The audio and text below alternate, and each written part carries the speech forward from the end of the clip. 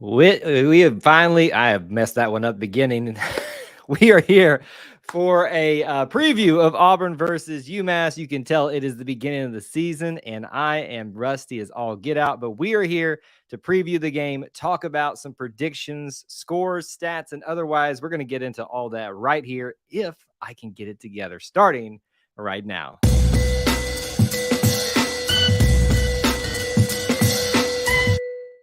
Eagle Auburn family, War Eagle E2C Network family, thank you so much for joining us, whether you're watching live, whether you're watching on the replay. We appreciate you being here, hanging out with us, spending some time being a part of our family within the Auburn family. As you come into the stream, do us a humongous favor if you can, whether you're watching this on YouTube, whether you're watching this on Facebook, or whether you're watching this somewhere else, however you got here, go ahead and smash the like button for us. If you feel like we have earned that, if you've been here for a while, you'll probably know that judgment already. But if you're new, maybe take some time and you feel like we earned it, smash the like button for us. Invite a friend to come in, be part of the stream. The more the merrier on all of these live streams. What's on tap for you tonight? A preview of Auburn versus UMass. We are going to walk through some information for you about the game.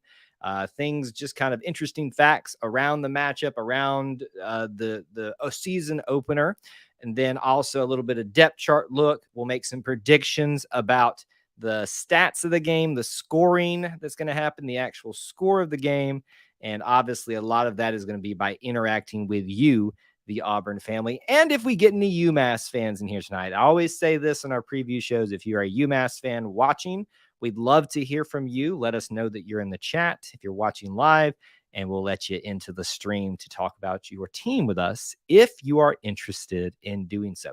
All that's on tap tonight, and we appreciate you being here hanging out with us. Last thing you can do for me to get started off is let me know that you're here with a War Eagle in the chat, but also post where you're watching from, your city, your state, and international if you're international. That'll let us know that you are here hanging out with us and who's talking with us tonight about this particular subject. So I'm going to give you guys a lot of prompts throughout this stream tonight about, I want your scores here and how we're going to score and things like that. So wait for some of those things. I know some of you are very eager to share your thoughts in terms of scoring and stuff like that. And that's basically what we're going to get to. But hold off for those. I'm going to prompt you with some of those. Just kind of as a forewarning tonight, we do not have a UMass person with us tonight. I did reach out to a few individuals. None were able to commit.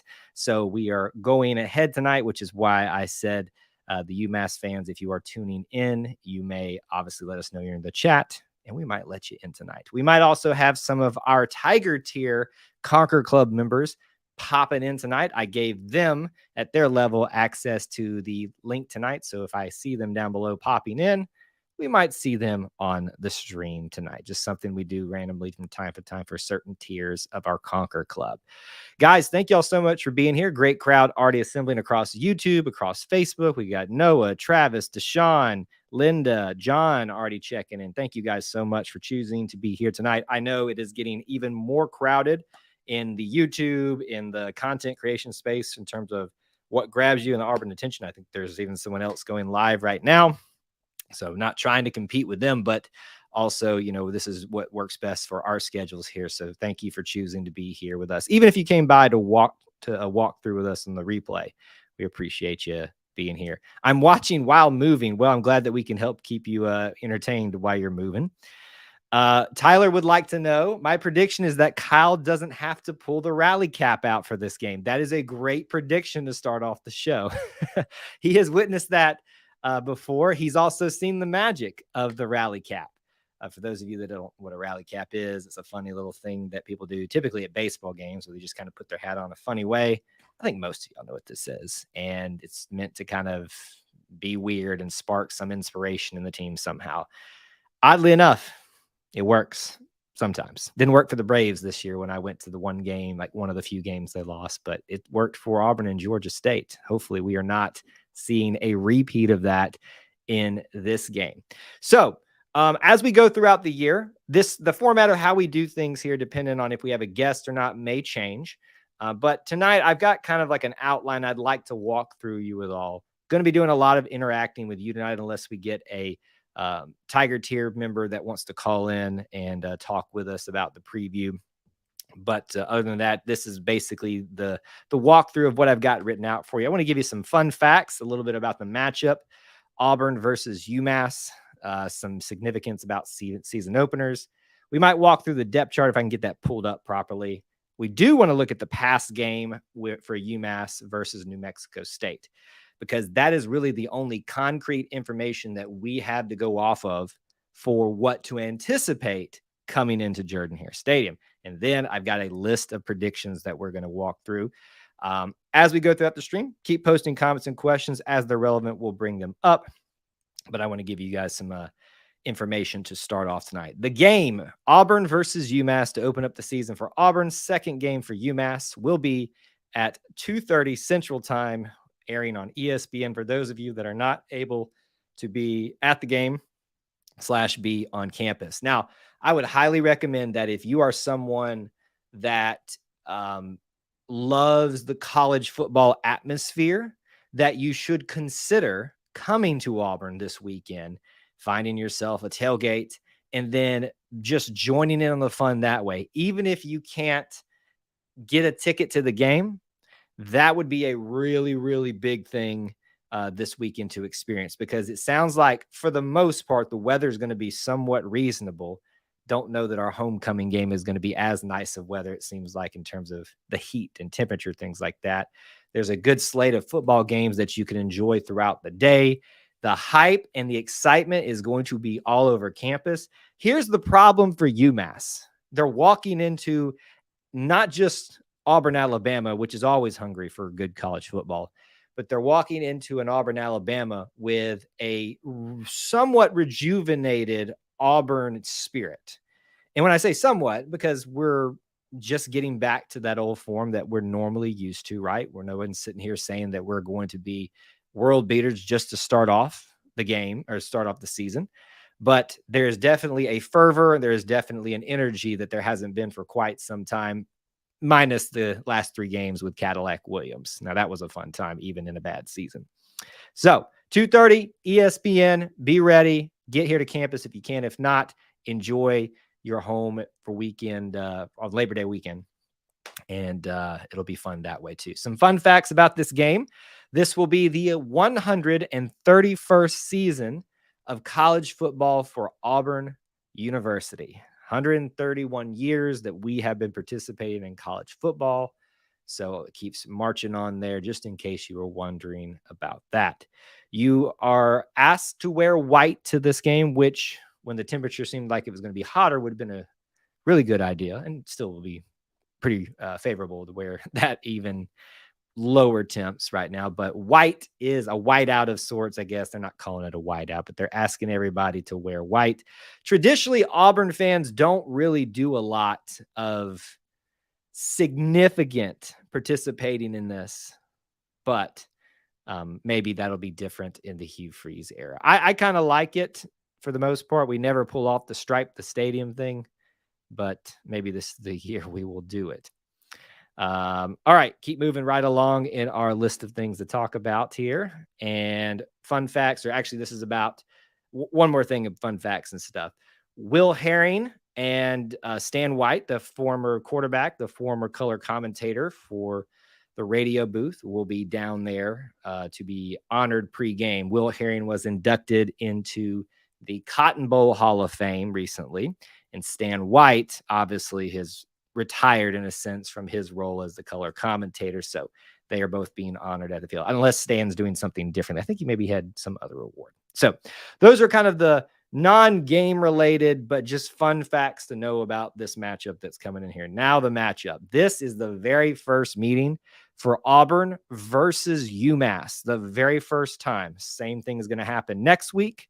We're just checking people off the list this season. Cool things to talk about around this. This will be the 87th team of the current 133 FBS teams that Auburn has played. So a large chunk of them we have played. Out of the 86 previously, all of them have been beaten by Auburn, with the exception of Minnesota, Brian, if you're watching, there you go. Oklahoma, Rice, SMU, South Florida was there for that one. We had the opportunity to win that one, and Texas Tech. Those are the only teams out of all 86 thus far that we have played that we have not beaten. You could technically put UMass in this category until we actually beat them, but I think we're pretty much going to make that handled. WT says, I hate the gimmicks like the whiteouts. I guess it's not that I understand that line of thinking. It can be gimmicky. I think it's cool if you've got a fan base that really gets into it and it works. The problem is it doesn't really seem to catch as fire as much as it needs to at Auburn. So that's why they don't tend to make a big deal about it, other than these are suggestions. Like they just say, hey, wear this game, just trying to get some coordination looking like. So I'm fine with wear white, wear blue, wear orange. As cool as it would be to see the stripe, the stadium thing, it never really works. So I wish they wouldn't do that one. Other than that, that's pretty much the most of them of what they do. So a little bit about the game, fun facts, a little bit about the matchup, more specifically season openers for Auburn football. If you'd like to know some facts surrounding that, you've got our record in season openers, 101, 27, and 2 ties. That's a winning percentage of 0.785, pretty significant, almost 80% of the time. That almost 20% there is probably when we played a team like an Oregon, even though we won that game. I got you in an opening game when you've played somebody really, really, really tough to start off the year. You think of USC, something like that. USC, though, I can't remember. Yeah, they were the first game. I think it was pretty much trying to block those memories out of there. 15 of the past 17 openers going back to 2006 have been won by Auburn. So clearly the history, clearly the idea of this matchup favors Auburn alone. Is there any hope for UMass? Probably not, but let's walk through it and talk about it. What sticks out to you from some of the things that I've already talked about there? If there's anything that you'd like to mention about those facts about the game, let me know. Let's move on to a little bit of discussion. We'll go ahead and talk about their first game because I've actually got that pulled up and ready for you guys. So our screen's going to shift a little bit here. You see it coming up there in the corner. I'm going to bring it up a little bit closer for you all to have to consume for your informational purposes. So we'll try this angle right here. There we go. And I'm actually going to bring it up a little bit closer for myself and my reading purposes too, if I can get it to come up. This is the struggle with having like 5,000 different tabs and stuff opened. All right, so we should all be looking at the same thing. We are looking at the same thing. So this is the SEC Sports page, kind of a preview for the matchup, as we talked about, 2:30 Central Time on ESPN. Massachusetts 1-0, Auburn 0-0. So unfortunately, we won't have stats to compare until we get to next week. And even then, as we get further and further in the season, those stats will become a little bit more accurate and less skewed. But here's what we have to work with about UMass currently. Now, some of these guys, I'm not even going to dare to pronounce their names. Let's look at the quarterback for UMass. Well, I guess I'll try it just for the sake of being entertaining. Famakana? I don't know if that's how you say that. 17 attempts for him, an average of this was, let me go back up. That was rushing. He was 10 for 17, 11.8 average on the passing, 192 yards passing. He clearly is a mobile quarterback. Maybe that was just out of necessity, but you see 17 total attempts for him. We are dealing with a mobile quarterback. So to me, that tells me that we're going to have a really good opportunity to have our defense tested in all aspects of the game with this quarterback. I think that's a really good thing, just to see how we do with a guy that scrambles and kind of makes things a little bit frustrating and confusing at times. So that's something to look at and keep in mind there. Coming back to the screen so I can see it as well. So rushing attack, Obviously, they gave the opportunity a lot to their quarterback to run. Their running back, Lynch Adams, 15 attempts, 5.3 per carry for 79 yards with 2 total touchdowns. Also, Simpson had a couple of carries and a touchdown. So it looks like the majority of their running game will be done by Lynch Adams, and however you say his last name. Anything so far stick out to you all? Anything so far scary about this team? Anything intriguing about this team other than we're going to beat them? I know it may be as simple as that, but want to at least not move past any conversation pieces that might be there. Receiving stats. This is what we have to work with right now. We don't have any really defensive stats on this page to talk about, but we'll look at receiving wise. They spread the ball out to looks like 1, 2, 3, 4, 5, 6, 7. Yes, 7 total wide receivers. Their top receptions getter was Simpson, who I believe, yes, was one of the guys that rushed. So he seems like a dynamic guy, a receiver and a maybe rusher as well. I don't know. He's listed as a wide receiver, so he's probably somebody that gets used on an end around type of situation. I don't know anything about him, but looking at that, it screams kind of the Anthony Schwartz situation to me.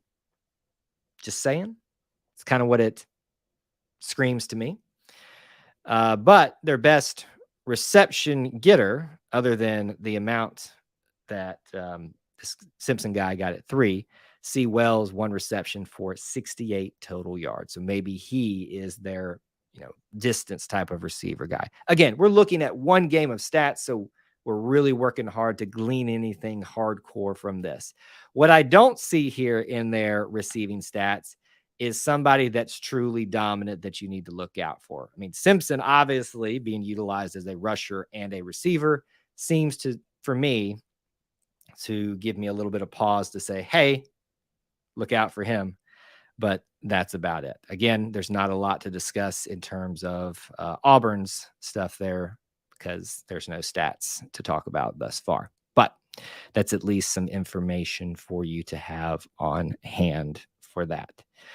I won't really go through the depth chart because it looks like we got the gist of what we need to know there. Their quarterback, their running back, and their wide receiver. That seems to, at least in the first game, to be the ones that you really want to pay attention to. And obviously their pass game versus New Mexico State is a little bit of a cream puff game in terms of the two against each other, probably very evenly matched. I think it went down to the wire there with UMass coming out on top. And I believe that broke some streak for them of losing or something like that. I don't know if it was like so many losses in a row or if it was like to non-conference opponents they stopped losing. I think that's may have been what it was. So not a lot to talk about with this particular team in terms of that. What we can probably move on to talking about, and what you guys are probably more interested in, is this team, the Auburn football team. So let's start talking about it. Who do you think is going to be a major factor in this game? Who's the guys that you're going to be paying attention to? We're going to ask some specific questions here in just a second. Deshaun brought something up a little bit earlier. I was just going to wait a little bit to talk about it. But this is a great point. There are rumblings on certain message boards, I believe, ones that I don't have access to myself, but that information always gets leaked out and disseminated, and then we all pontificate on it. Yes, there was some discussions today that apparently Jarquez may not be available. So with that in mind, let's talk about it. Does that change your perspectives on this game in terms of the success, how the game's going to go? Does that, how does that make you feel about it? For me, I've already prepared myself for this fact that Hunter was not going to play. I had no facts to back that up, no information to tell me was, but just kind of feeling out the situation. I'm not shocked by this rumor coming up on a Thursday before the game. In fact, I'm pretty shocked that it took this long for it to come out. I thought like a Wednesday, late Tuesday, we might start getting these rumblings coming out.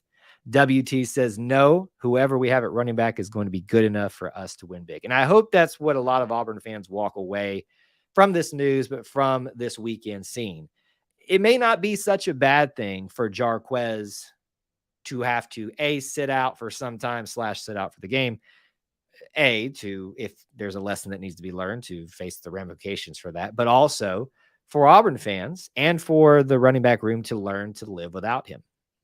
Because I think they can do that. They're blessed with Damari Alston, Brian Batty. I think it's Batty. They give us a list of how to pronounce these names. And so I saw it's Batty. So maybe I'm still butchering it, but he's in there as well. Sean Jackson apparently has had a pretty decent camp too. On top of that, Jeremiah Cobb, the young phenom that's going to be in the room too. So there is no shortage of talent and ability to have depth at that running back room. So even if he doesn't play, even if he only plays for a little bit, we'll be just fine. I think people are going to be very, very shocked about Damari Alston. Not that most people saw a couple of runs that he did last year and like, oh man, he's the future. But it's hard to ignore how good Jarquez and how much you want him to be out there too. So if you're worried about that rumor and that fact, we'll know soon enough. I'm sure if this rumor has any legs, we'll start getting some more corroboration of that as we get closer and closer to the time. We probably won't know until it's confirmed right before the game or when they do some type of starting lineup video board on the big screen up there, which that will be your final and official confirmation. But what would be hilarious if he was just not labeled the starter, but went out there and played anyway. We just send everybody up in a tizzy there. It says if Hunter plays, he gets over 200 yards. So that's the big thing there that we need to discuss. Here's what I think we should do as a collective tonight. Let's assume Hunter's not playing. Is that a fair thing to assume? There's so much up in the air. We need to operate, in my view, with what we know, that we have a running back room full of guys that are ready to go. And I think that's probably the way that UMass is looking at this too. Because I don't think they were going to stand much chance of corralling Jarquez Hunter, even if the offensive line isn't super improved. But they have to start focusing on some of the other guys that they don't have a lot of tape on. They've got some on Damari, Jeremiah Cobb, they have 0 on. Sean a little bit on. Ryan Body, they've got Batty. Got to get that right. They have some when he was at UCF or USF, but that's about it. Oh, wow. I just saw that. We're not going to bring that up here because that's not relevant to this conversation, but I just saw that Utah and Florida, that matchup is getting not covered right now by a certain TV thing. Interesting. We'll see if that happens to anybody else coming up here in the coming days. The one bad thing about this whole switching cable, switching to these other services dynamic right now is you've got all of these negotiating battles that are going on between channels and those providers, and then us college football fans are hung out to dry. And the teams too that want to be seen on TV. That's a bold move to do it for a big game like that. All right, back to our matchup, though, back to our discussion. So here's where I'd like for you guys to start giving me a little bit of feedback on this game. If you bring up any other topics about it that we're kind of not covering, we'll kind of bounce around to them. But right now, let's talk about the offense a little bit. I'm not asking for points, like a total score. What if it was 30-20? I'm not asking for that. But in your mind, let's break it down a little bit. Offensively, how many points do you think Auburn scores? To me, that's how I start answering the question of what will my score prediction be? What do I think Auburn is capable of in this game? What do I think that they're trying to accomplish? I think that they're trying to accomplish a running game, a sound running game to start off this season, to put that on film for people, to show them that we're not the weaklings that we've been over the last few seasons when it comes to offensive line play in terms of creating running room that we have been. So keep that in mind too, that some of the decisions that they make in this game are probably for putting things on film for others. I do think that they're going to sling the ball around a little bit. If you remember what Hugh said in his press conference this week, he said that he would like to get Peyton Thorne started with a lot of shorter passes, which is a very conventional thing to do, honestly. But, I could maybe he's just throwing smoke there, but that's what he says he wants to do. He says the difficulty comes from UMass's defense. That's the thing about this UMass team that I think a lot of people are not aware of. Hugh talked about it in his press conference this week. They're known for their defense. Their offense is new this year, so it's hard to really pinpoint what they're going to do. We talked a little bit about what happened the last game already. Look out for that quarterback. It looks like be their athlete. They also have a receiver that's kind of a runner slasher type of guy too. WT says 38 points. My heart says 48, but this team is new to each other. I think that's a good point, WT, that may keep the score on the lower end of things, right? It may keep things a little bit docile, because I think most people see the matchup of Auburn versus UMass, right? And they say, well, Auburn's going to blow them out of the water 9 times out of 10. And people have different opinions on what that's going to be. A blowout, some people would be, 59-0. Some would say that like 40-10 is a blowout. It's a matter of perspective. To me, I think I have settled somewhere in the 40s for Auburn offensively, what they will score. So there's some perspective. Some of you shared some of your thoughts there. Let's break it down even further. How many passing touchdowns do you think Auburn will have in this game? So whether that's Peyton Thorne, whether that's Robbie Ashford as well, Holden Gerner into that equation too. How many passing touchdowns do you think Auburn has in this game? I do think that we're going to see 2 from Peyton Thorne. My gut tells me that we would see a 3rd from someone, whether that's Robbie, whether that's Holden, I don't know. I'm kind of leading Holden, to be honest with you, because in a perfect world, Peyton comes out there, looks outstanding. The offense looks outstanding, and he plays this first half, a series of the second half, gets out there. Robbie runs the rest of the third quarter to the mid of the fourth quarter, and then Holden gets to come in and do a little bit of work too. I could see him at that moment against, our 2s and 3s versus 2s and 3s, getting an opportunity to play a little bit and do some things. WT says at a minimum, 3 passing touchdowns. Anybody say anything different? Anybody think it's going to be more or less? I could make a case for less just because of some of the things that Coach Freeze has said about focus for the wide receivers, being out of place and things like that. It sounds to me like a lot of the things that maybe if they weren't working, haven't been working in the passing practice right now, have been on the wide receiver side of things. So dropped balls and things like that. All right, a little bit about the passing. Let's talk about the rushing game. Again, let's just operate from the assumption that Jarquez plays little to no time in this game. What do you think Auburn's rushing attack will pull off in this game? And honestly, you probably would say that you might say the same thing, even if Jarquez was in there. Because here's the way I look at it. The starting running back is going to score 2 touchdowns in my mind. I think that's a minimum. He's going to score 2 rushing touchdowns, probably going to be the first 2 touchdowns of the game. Let's just say Damari does that. Or maybe it's Jarquez and Damari. Or maybe it's whatever combination of that. I also think in my mind that we're going to have a rushing touchdown from someone else, whether that's a trick play, Robbie Ashford, maybe Holden gets into the mix, maybe Peyton gets into the mix in the running game too. I don't know. Jeremy brings up this point. I think if Robbie is hurt, like they say, that they keep him out, let him heal, and I truly believe we will need him versus Texas A&M. Maybe so.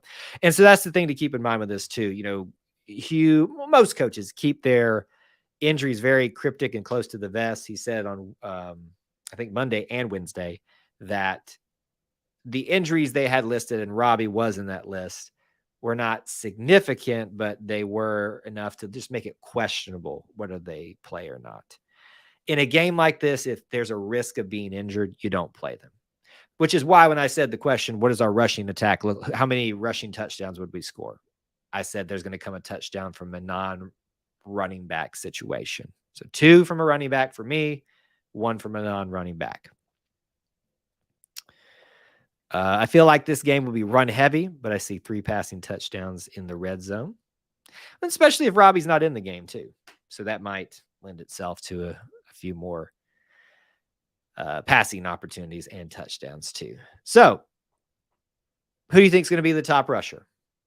I'll even open it up to Jarquez right now.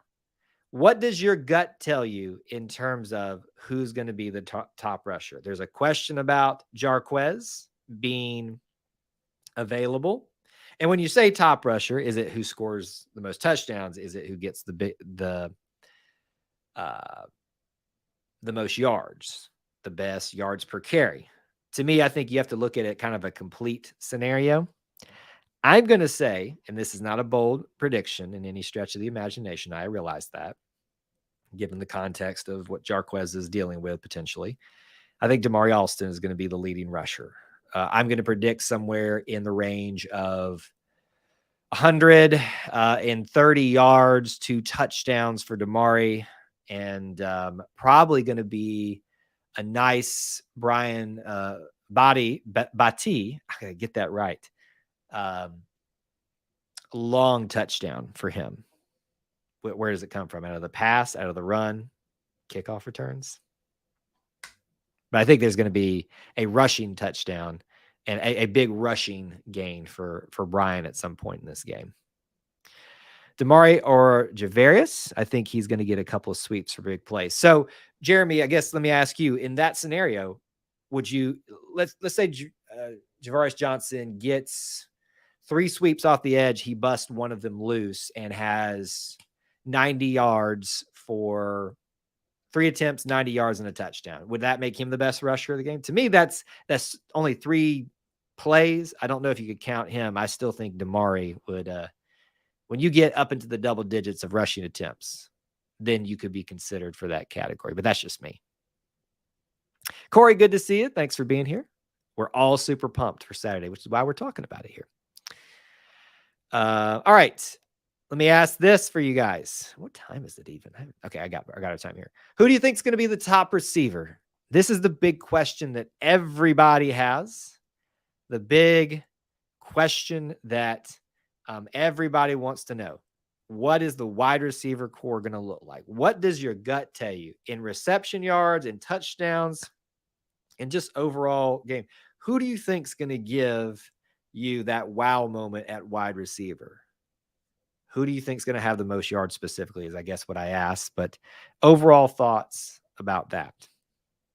Going back to what I asked earlier, we talked about earlier. Yes, I think so. See Damari getting an 80 rush, using him in the pass as well, maybe wheel route and screens. Maybe so.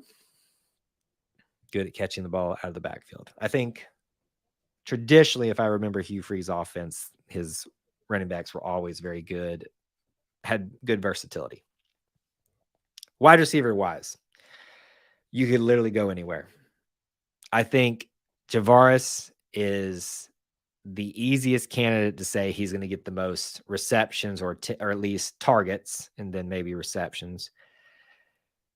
The new guys that we have in are big targets, not just for us to throw to, but for people to key in off of, which is why I think you're going to see a lot of attention diverted to some of these new bigger guys that everybody doesn't know anything about. And it's going to just open up the lane for Javarius Johnson.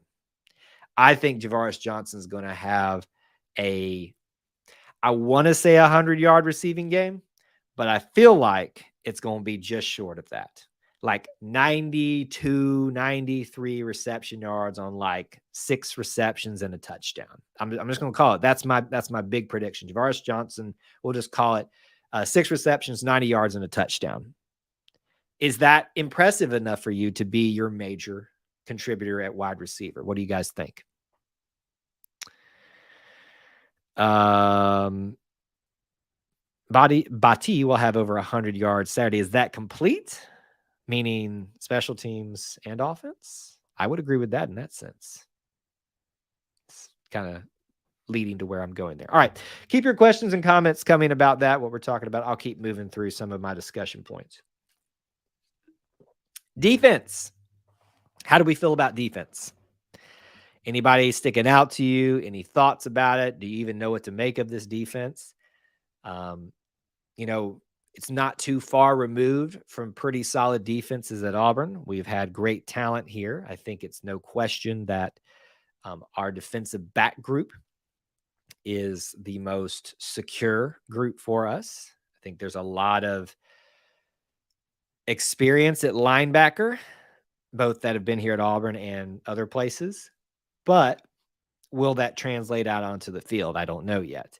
A lot of question marks at defensive line in terms of maybe depth, unprovenness, but you've still got guys in there like, Marcus Harris. They're going to really hold it down on the defensive line. So let me ask the first big question for you. We talked about how many points we think that Auburn is capable of scoring in this game. How many points do you think UMass is capable of scoring in this game? Let me remind you a little bit about what we talked about at the start of the show. Seems like they've got a dual threat quarterback who can not can run the ball, but is being utilized in the run game, but also can throw it too. Maybe not off the chart numbers, but it's something that you're definitely going to have to account for. So give me a prediction. How many, I'm not looking for a score just yet. We're kind of talking through to get to that at the end of the show. How many points do you think UMass is capable of scoring in this game? Do you think if Imba would have stayed, we would have been so worried about the defensive rush? I would hope not. I would hope one person doesn't make or break our outlook on the team, frankly, unless it's Cam Newton. But look, Jeffrey Imba was a clear talent that we were all excited about, and that hit hard when he didn't want to stay. But I think when you look back at that was very much a Harsin guy. And when I say that, that's not a dig in any way at Harsin or at Jeffrey. That was one that meant a lot to Harsin. We can all think back to that video of him telling him that he was committing privately before he announced it publicly. And you could tell that meant a lot to all of them there. So it makes sense that he would want to leave and have a new, fresh start when his guy's not here. Do I think that we would be as worried?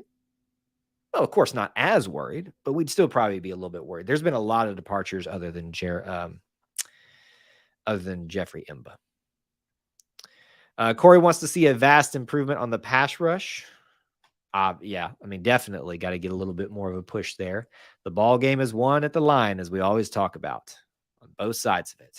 We've got to create a little bit more than that.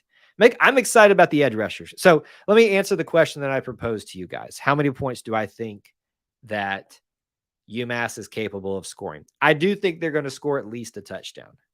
Is that a touchdown in garbage time, or is that a touchdown earlier on in the game when things are kind of chess is being played, figuring things out? My gut tells me it happens earlier. And I feel like they're also capable of a second at some point in the game, if nothing else, in garbage time. I think they're going to get really close to a few other scores, but have to kick some field goals. I don't know what their field goal kicker looks like. So that'll be a big question. Jeremy says 17, one in the beginning and some in garbage time. That's kind of what I was thinking. And that's your stereotypical happenings in these types of games, especially first games. And I don't think that's necessarily a bad thing to predict.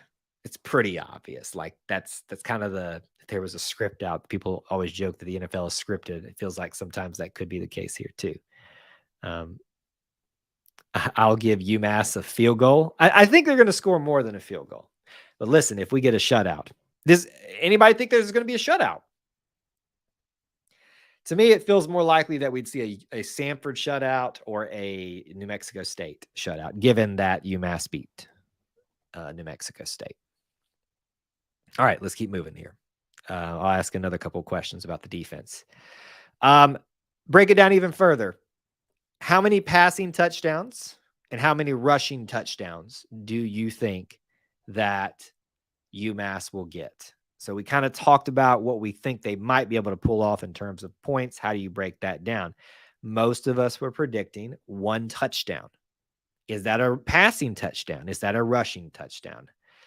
Given the fact that we've talked through what their stats look like in the last game, it seems to me that they live and die by this quarterback or this wide receiver who runs the ball a little bit. So to me, it seems like it's going to come on a rushing attack, either on one of these wide receiver runs they do with, I think Simpson was his name, or the running quarterback. I think our defensive backs are going to be too much for him. I hope they are. I hope they make a statement in this game. So to me, I'm going to say 1 rushing touchdown. And if they get a second one, it'll probably be another rushing touchdown. So I'm going to say that the defensive backs hold everything here. 3 pass, 2 rush, giving them a lot. Interesting. I think Vandy is more likely to get a couple of touchdowns on us, but they got to find the end zone first, literally. If you haven't watched today, we released our video. I guess I should say mainly mine, but for E2C Networks, the final predictions for the season record. Go check it out after this if you haven't.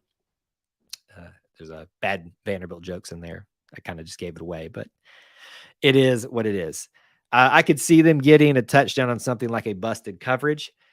I mean, sure. Yeah, anything can happen in a busted coverage situation. But for me, I look at this situation and I say their best opportunity is going to be running the ball, given the fact that people also are concerned about the depth and will we be able to get a rush at all, a good rush.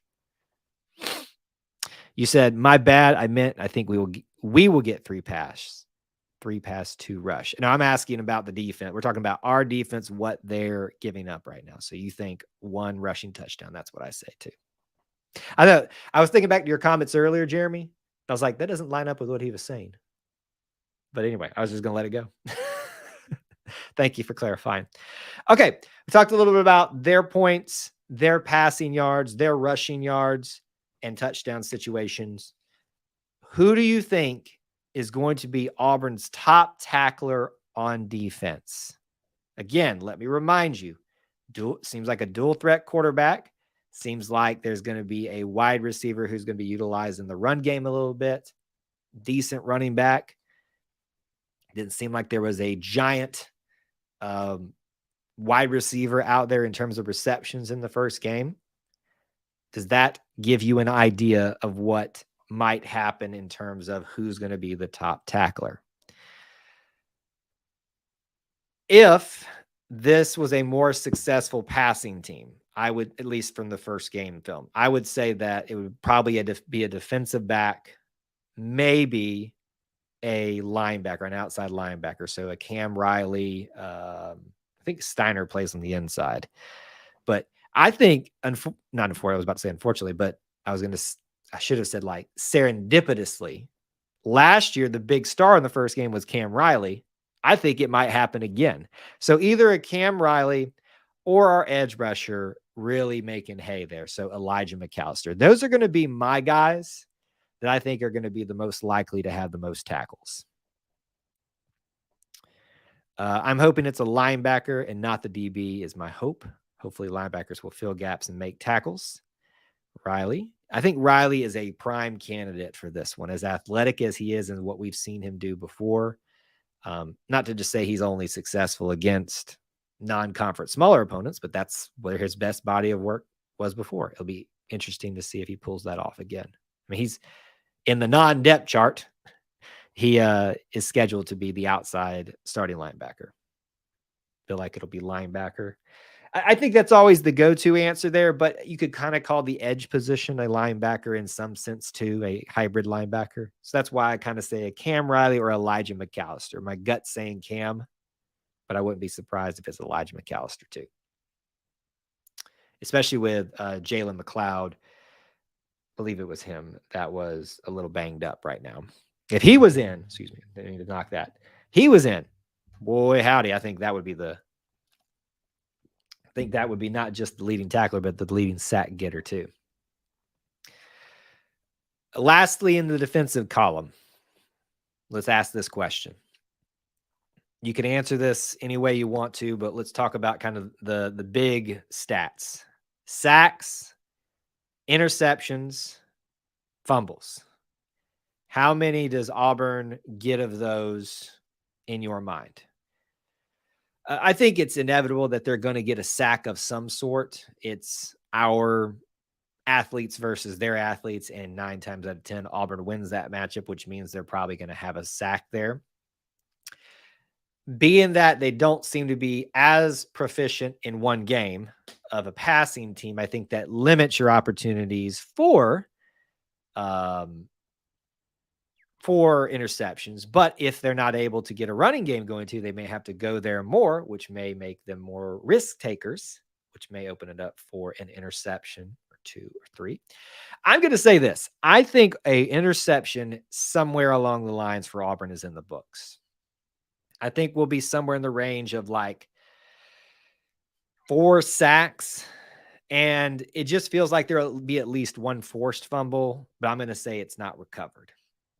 But I hope that we get at least one turnover and a handful of sacks in this game to really get the juices, to overuse a term that's Pew and everybody else has been using for the team a lot, at least in preseason. They get the juices flowing for this defense. 4 sacks. That QB looked to me like he likes to hold on to the ball and try to make something happen. So I guess also that leaves opportunities for there not to be sacks, because if he's going to try to hold on to it and make something happen with his legs, he can get loose out of the backfield and, get a small gain. So that may lend itself to fewer sacks. But I think we're going to force them into a situation they're not as comfortable with, throwing more, and get an interception. And you know what? Since we're throwing out predictions and stuff, I will predict it'll be Zion Puckett, safety, that gets the interception. All right. So that's the defense. If you've got any other thoughts about them, let me know. Let's briefly look at special teams too for Auburn and walk through that. And we'll be nearly done. And we could just talk about what you guys want to talk about. Special teams. How many punts, how many field goals, and how many punt and kick returns? Let me walk through some of that. You guys can answer it how you see fit. In an ideal world, we're not punting ever. As much as I love Oscar Chapman, as much as I want to get him some work, I would also love for him to stay on that sideline. Every time we score, it's just the kickoff team doing it. So I can't remember if Evan McGuire is going to be doing the kickoffs this year. At one point he was. It'd be interesting to see if that's the case again. But regardless, I'm going to predict 3 punts total on the night for Auburn, and all are in the second half. And that doesn't necessarily mean we score every time. It just means that we maybe had a 4 and out somewhere, like down when we got really aggressive, or some other situation, an interception, things like that, or a fumble or something like. Feels like a fumble might happen there. Fumble recoveries. Not fumble recoveries. Field goals. Here's how I think about it. If I'm Hugh Freeze, and there's a reason I'm not. It's the reason I'm not paid the big bucks. But I'd like to get Alec McPherson out there as much as possible to get him used to that crowd. Not that he hasn't played in front of big crowds before, but it's always nice to go ahead and get out there and get a few easy ones in, and then maybe be a little extra aggressive and let him attempt a long one. Any qualms about that? So for me, that means 45 plus, like pushing close to 50 yards. Let him attempt one just for the heck of it, right? That's what I think. Special teams touchdown, WT says. I think so too. See us doing 3 punts until we find our groove. Until we find our groove. That was the opposite of what I said, where it'll all be in garbage time. So when I also agree about a special teams touchdown, I think it's going to come off, obviously, a punt return or a kick return. Brian Batty is going to run for a touchdown. I think he's going to do it. There's a reason he is on the special teams watch list their kick returner watch list. Look out. I think we're about to see why he was so highly regarded coming in here. Okay. So we have walked through offense for Auburn, defense for Auburn. We have walked through special teams for Auburn. We have talked about the fun facts of the game. We have talked about this matchup, when it's happening, significant things around it. We have talked about how Auburn does in season openers. Hopefully, this gives you a little bit of a perspective on what to predict for this game for your final score. So, what I'd like for you to do now, keep dropping comments. We'll address those. But I'd love to know your final score prediction. We're at 50 minutes on this stream. We'll use the last 10 or so until it seems like we've gotten everybody's comments done, just to kind of chit chat. But to round out this discussion, what is your final score officially? Lock it in right now, right here, right now. There's a lot. Neil, where you been? Been in the background. Give me your final scores. Let's look at them. Let's talk about them, and then I'll give you mine in just a second. Alec here. I have the hardest time saying Alec McPherson. I keep saying Alex McPherson. I don't know why. I don't think I have a list, but Alex McPherson is what I always end up saying for some reason. McPherson popped a 53-yarder last year for us. Yeah, I think go ahead and get him used to doing something type of that. You're super busy. I know the feeling, sir. This weekend is going to be fun, but I am going to be slammed this weekend, obviously, for obvious reasons.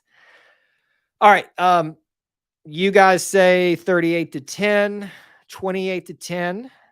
Very modest scores for a first game against UMass. And I think that's perfectly fine. I think there is more than ever a lot of very cautious Auburn fans. It's one thing to go through a transition of programs, head coaches and all that one time, but to do it 2 out of the last 3 years will really make you concerned as a fan. And so I completely understand when I see scores like 28-10, 38-10. And I think that's more so, let me put words in y'all's mouth. But to me, what I read into y'all's predictions is that's more about, is Auburn ready, more so than UMass is going to be doing what they need to do to keep this a little bit close. When I talk about, here's a 42-3, so that's kind of one more in those, what most people think. Here's what I think is going to happen. I think you probably saw it. Let me walk it out a little bit. I think Peyton Thorne's going to throw 2 touchdowns. I think a running back will run for 2 touchdowns, and there will be another rushing touchdown from someone. Doesn't sound like it might be Robbie if he's as injured as it sounds like, but maybe Peyton does it. Maybe Holden does it. Maybe it's another one of the running backs, or maybe an end around like Javaris Johnson. But right there, we're talking about 2 passing touchdowns. We're talking about 3 rushing touchdowns. So that's 35 points. I think that there's going to be a kickoff return or a punt return, one of the two. So that gets you into the 42 range. So I also think we're going to attempt at least 3 field goals and make 2 of them, which gets me to my final score, at least my points for Auburn, 48. And here's what I predict for UMass. I think UMass is going to get a touchdown early at some point, maybe even the first score. But after that, it's going to be tough sailing for them. And they're going to come close a few other times, get a couple of field goals, miss a couple. But I think your final score will end up 48-13. Auburn beats UMass in the opening win, keeps that high percentage of series openers for wins intact.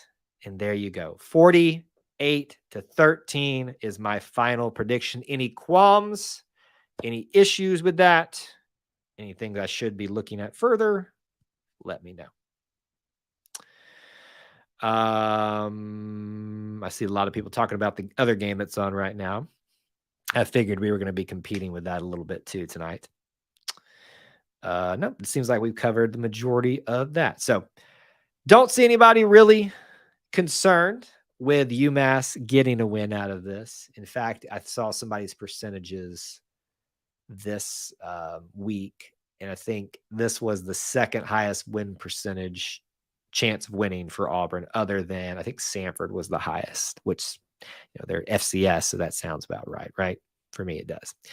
All right. We have about 5 minutes left in our scheduled time. We can cut a little early if we need to, but if you've got final comments, questions, derogatory rebuttals about this game, get them in right now. Let me give you the breakdown of what to anticipate for E2C Network for the next couple of days. I am heading to Auburn, barring unforeseen circumstances, tomorrow. I will be on campus, and I have plans to be on campus until Sunday. Auburn content out the wazoo for you for the next 3 days. So if you're not following E2C Network on Twitter/X, Facebook, YouTube, TikTok, we're growing on TikTok, folks. I didn't think I'd ever be saying that. Instagram, and even our Instagram stories and Facebook stories and TikTok stories, you need to be following it, because there is going to be some great content coming your way. If you are a Conquer Club member at the Eagle tier, you'll get some exclusive stuff from me that nobody else will get to see whenever that kind of comes available. So be looking for that too. What we plan to do this weekend for you all is we plan to do a live stream, definitely, of Tiger Walk. So be looking for that. Going to probably try to do it to Facebook too, but you need to probably come to YouTube just to guarantee it. I'm going to see how it works. I'm kind of nervous about doing a dual cast.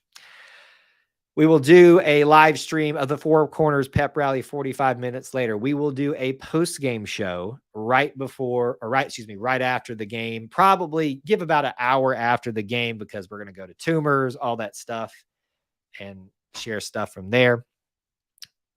I have hopes to do a live stream of the locker room tour tomorrow, not the football facility, but the game locker room. And we'll see what else. There is plenty happening on campus. So welcome back to the corner event with the cheerleaders, Aubie, all of them. There is going to be a reverse Tiger Walk. Maybe a live stream there. I don't know. Have you caught the drift yet? Basically, don't miss this weekend. Here's the other thing too. We are potentially going to do an on-site, meaning me and Austin together, Sunday live stream of the Auburn Experience podcast. If you are a fan of that show, don't miss this. Be listening out. We may have to change the time to accommodate for that, which may not be a bad idea given that there's a big game Sunday night for college football, which is odd. So with that in mind, just be looking out for that. Basically, buckle up, folks. This is an Auburn football weekend, and it is going to be so much fun. As always, check out the links in the description for ways that you can help support us here at E2C Network, whether that be, being a Conquer Club member, donating, purchasing a t-shirt. All of that stuff is very much appreciated. So thank you guys so much that do that, but thank you so much for just being here. Weather looks like it's amazing. Yeah, for the most part. I think it's supposed to dip down a little bit cooler, so it'll be, last I checked, I think it was 85 at kickoff, which in the sun is going to feel a lot hotter, especially up in the upper deck where I'll likely be. But still, not much to complain about, right? It's going to be a great football weekend on the Plains regardless. So,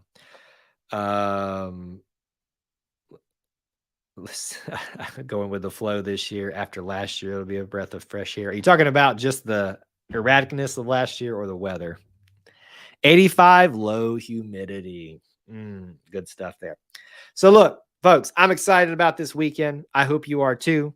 Stay tuned this weekend for all the content. Hope you guys will be a little bit patient with everything we've got going on while we're on campus. Some things will probably have to change, but that was our kind of tentative plan right now. Stay tuned, stay connected, be ready. We are excited. We are 1.5 days away from college football. Technically, it's already started, but you get the idea. From Auburn football being back, and I couldn't be more excited. So from myself, the rest of the E2C network, thank you guys so much for joining us here on this live stream. And we'll probably do a few more of these preview ones throughout the year. So until I get the opportunity to talk to you again, War Eagle, and let's go beat UMass.